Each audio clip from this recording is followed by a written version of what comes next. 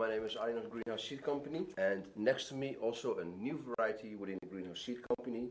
And the most special thing about this one is mold resistant. We've been growing this plant also for 3 weeks and flowering it for 1 week. I grew this plant in Switzerland for the last 5 years, and we were trying it out in the mountains, and there you have many problems with fog, and the fog stays hanging within the mountains. So if you're there end of September, beginning of October, you still have your plants out, you're going to be hit really badly by mold. Now we have 2 plants, this one and another one, that were totally mold resistant. We also tried the plant out up in the north of Barcelona, where it grew really good, and also in Canada. So we for sure know that this plant is probably one of the few plants in the world that are really mold resistant. So a breakthrough for all growers with mold. Finally. And not only that, but it's really a really special development. It's a so bushy plant. It grows in this totally round shape, completely full. You can't see through. The internodal distance is basically inexistent. Just branch after branch, not even half an inch between a set of branches. The leaves are not too big, but they still have this good mix of indica sativa genetic, more towards the indica side. We keep this plant at a 5.5 pH and a 1.6 cc now, and it's just shooting, rocking. So with this plant we are in week 2, day 14 of the flowering period. It's incredibly bushy, as you can see. It develops so bushy that we actually suggest at one point to do a little bit of trimming to allow a little more light, a little more air circulation into the inside part of the plant. What we do with this plant, we keep it on a 5.5 pH and a quite high 1.7, 1.8 cc. And as you can see, it's still not enough for the metabolism, because the new growth and next to the flower bud, it's very much lighter in color than it should be at the moment. But we can't help it. It's the genetic. It's the strength of the genetic. Next to me, the second plant for the anti-mold squad. Also, this plant we have been growing in Switzerland, in Canada, and in Spain. And we know for sure that this plant and the other one has no mold at all. So it's a dream for every grower that's in a mold area, indoor and outdoor. And this is probably one of our best outdoor plants also. Look how sticky already. Yeah, we are 21 days flowering this beautiful outdoor plant that's also suitable for indoor. And yeah, it's a fast one. Now you see we grew it a little bit bushy, but you also can grow it really nice with one big cola. You have all possibilities for this plant. And yeah, really flexible one. Also, it grows in this really compact bushy shape, allowing you to maximize the yield and the meter utilization on your garden indoor. And for outdoor, it's no problem, because the plant can stretch a lot more than this if it has a proper root development. So it can grow in a big tree also. 5.5 pH and 1.7 EC also for her. You can see also the build up everywhere. Funny little colas. The smell, it's nearly like pepper, friend. It's beautiful. It's a harsh, very spicy.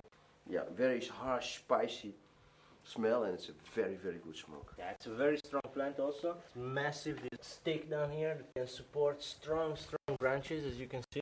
We keep this plant on a 5.5 pH, 1.7 EC in this 4th week of flowering. Beautiful bushy indica. Here we are in week 5, day 35 of the 12-hour cycle. Buds coming out everywhere. We kept this plant a little bit short. You can make it also a little bit higher, you can make it a little bit shorter if you want.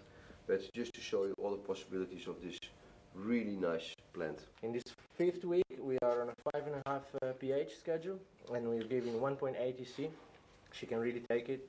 No signs of overfeeding anywhere, full on green, and the resin production just keeps being more amazing by the day. And I'm here in day 42, week 6. Wow, the smell is so sweet. The plant is really developing good crystal now, all white. You can also grow it in a different shape if you like, with proper pruning.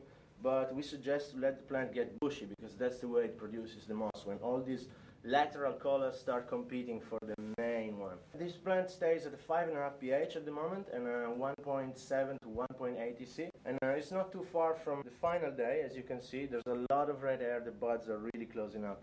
And it's just so strong, this smell.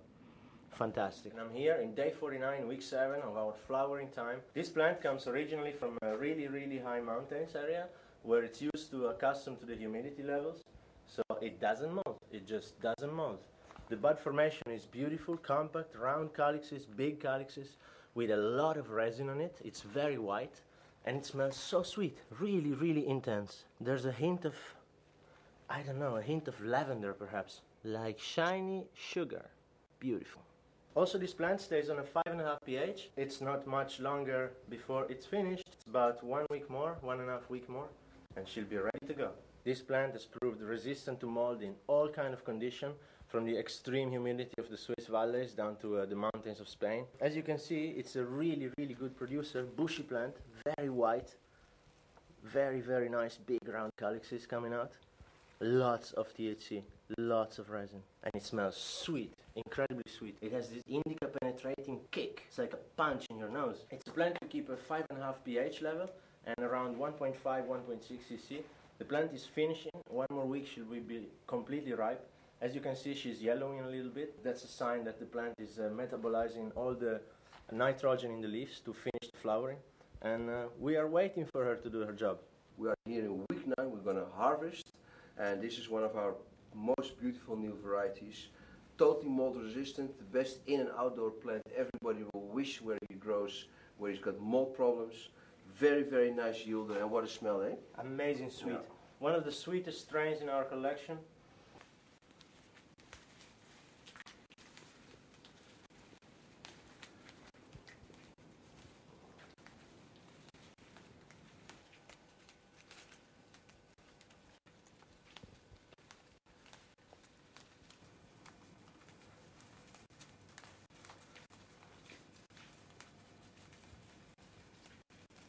So here is the result. As I told you before, probably one of the best plants in the world for indoor and outdoor.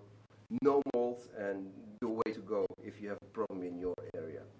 Also this plant, we're going to cut it down, show you how much yield we have. We're going to talk about it in the smoking panel, about the taste and about how it's going to work and everything. Probably 300, 400, 500 grams, also like this. It's a big bush. Yeah, it's a yielder. One little plant. It's a heavy yielder. Very good yielder. Oh. Compact. Sweet. So here we are again with the perfect plant for in and outdoor, the one that is mold resistant worldwide. Also this plant we're going to take now to the smoking panel, we're going to dry it, and then you're going to hear all the ins and outs, how it works, how it tastes, what people think about it. Beautiful pot, look, nice yield from this one plant, and yeah, very sweet. Perfect.